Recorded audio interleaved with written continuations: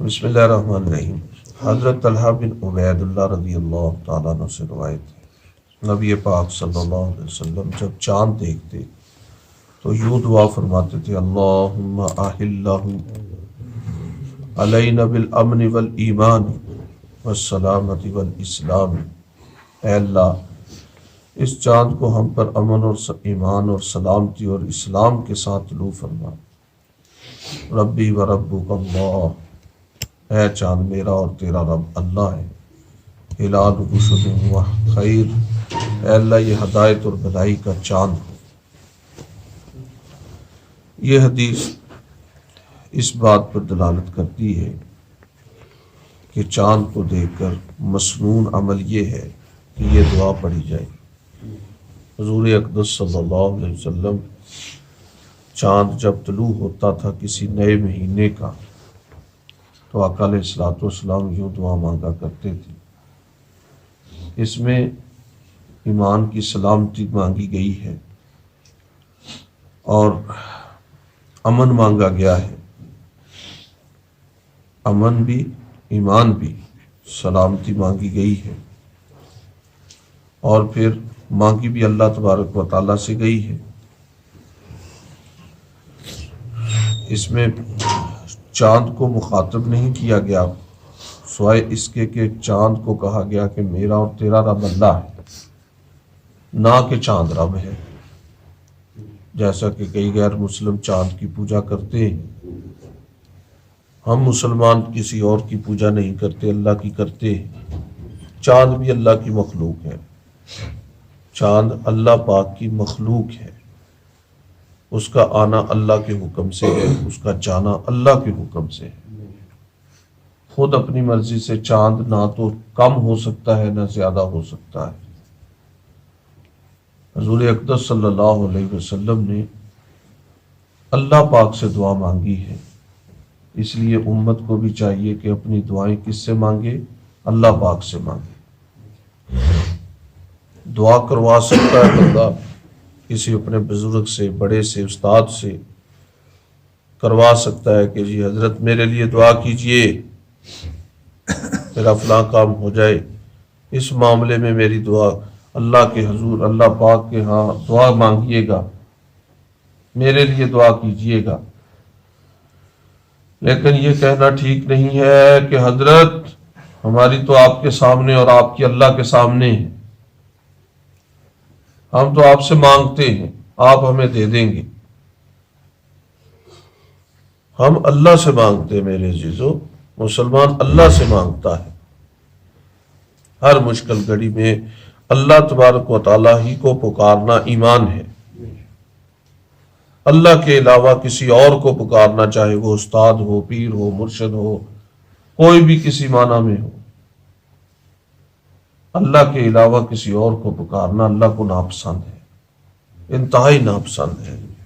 اللہ نے قرآن مجید میں ایک موقع پر مشرکین کی عادت کا ذکر کیا ہے کہ جب کشتی پر سوار ہوتے تھے تو کشتی چھچکولے کھاتی تھی، ایسے لگتا تھا ابھی ڈوبی کہ ابھی ڈوبی۔ اس وقت کس کو پکارتے ہو؟ تو مشرکین نے اس وقت اپنا وتیرہ بنایا ہوا تھا، کسی معبود کو نہیں پکارتے تھے، اللہ کو پکارتے تھے۔ یا اللہ اب تو ہی بچانے والا ہے، اب تو ہی بچانے والا ہے۔ لیکن جب حالات ٹھیک ہوتے تھے تو کہتے تھے کہ ہماری تو ان بتوں کے سامنے ہوتی ہے، بتوں کی اللہ کے سامنے ہوتی ہے۔ یہ بت کو بزرگوں کی علامتیں ہیں، ان کے سامنے ہم اپنی راز و نیاز رکھتے ہیں، عاجزی رکھتے ہیں، اور یہ ہماری بات پہنچاتے ہیں اللہ کو۔ میرے عزیزو، اس کو اللہ پاک نے شرک قرار دیا کہ یہ شرک ہے، یہ ٹھیک نہیں ہے۔ ساری توجہ کس کی جانب ہونی چاہیے؟ اللہ تبارک و تعالیٰ کی جانب ہونی چاہیے۔ ہمیں زندگی دیتا ہے اللہ پاک دیتا ہے، ہمیں موت دے گا تو اللہ ہی دے گا، ہمیں شفا دے گا تو اللہ پاک ہی دے گا، ہماری ضروریات اور مشکلات کو حل کرے گا تو ایک اللہ کرے گا، نہ کوئی گورنمنٹ کر سکتی ہے، نہ کوئی بابا کر سکتا ہے، نہ کوئی کسی قبر کی مٹی کر سکتی ہے، وہ ایک اللہ کرے گا، اللہ کے علاوہ کوئی اور کر نہیں سکتا۔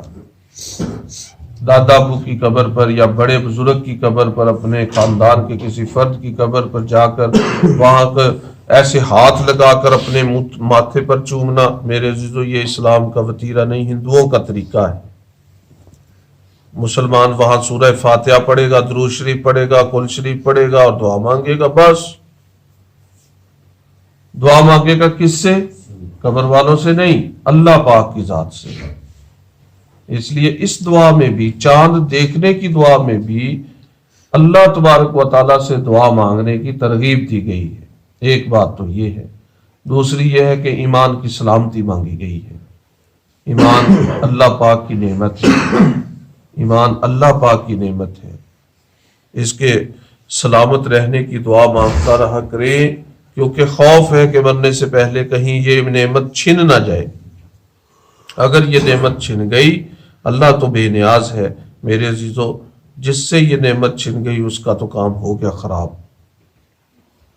اس لیے اللہ پاک سے یہ دعا مانگتے رہیں کہ اللہ ایمان کو سلامت رکھے، اللہ ایمان کو سلامت رکھے۔ ہمارے ایک پیر صاحب فرماتے ہیں کہ ایمان کو بچانے کے 3 کام کر لے۔ ایک تو ہر وقت ایمان کے بارے میں اللہ کا شکر ادا کرے کہ اس نے ایمان دے دیا۔ دوسرا خوف رکھے کہ کہیں ضائع نہ ہو جائے، کہیں ضائع نہ ہو جائے، اللہ سے مانگے یا اللہ موت تک مجھے میرا ایمان محفوظ رکھ دیے گا، ضائع نہ ہو۔ اور تیسرا یہ کرے کہ ایمان کے منافی بد عقیدوں سے بچتا رہے، گمراہ لوگوں کی باتوں میں نہ آئے، اور پھر قسم قسم کے نظریات جو پیدا ہو جاتے ہیں، کچھ اپنی طرف سے، کچھ لوگوں کی طرف سے، کچھ ماحول میں ایسے عقیدے، بد عقیدیاں، جی یہ کرنے میں کیا حرج ہے، ایسا کر لیتے ہیں، ایسا بھی تو ہو جاتا ہے، ایسا بھی تو ہو جاتا ہے، مختلف شکوک و شبہات اپنے ایمان کے بارے میں پالنے سے ایمان ضائع ہونے کا اندیشہ ہے۔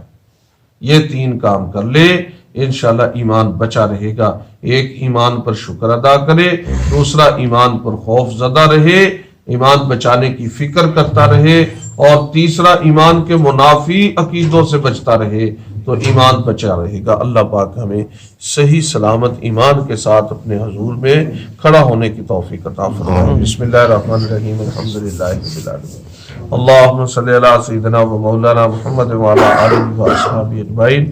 ربنا ظلمنا انفسنا وان لم تغفر لنا وترحمنا لنکونن من الخاسرین۔ حسبنا اللہ ونعم الوکیل، نعم المولا ونعم النصیر، وصلی اللہ تعالی علی خیر خلقہ محمد وعلی آلہ واصحابہ اجمعین برحمتک یا ارحم الراحمین، آمین آمین۔